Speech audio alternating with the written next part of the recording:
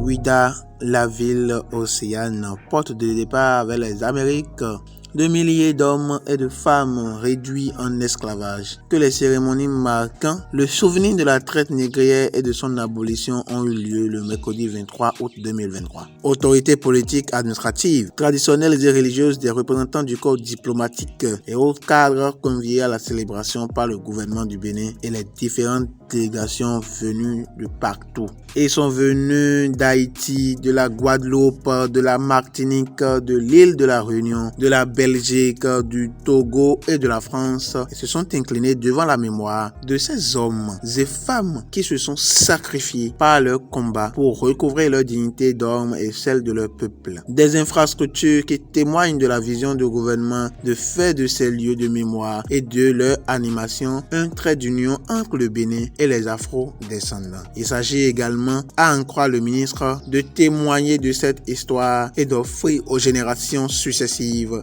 les outils efficaces de la transmission.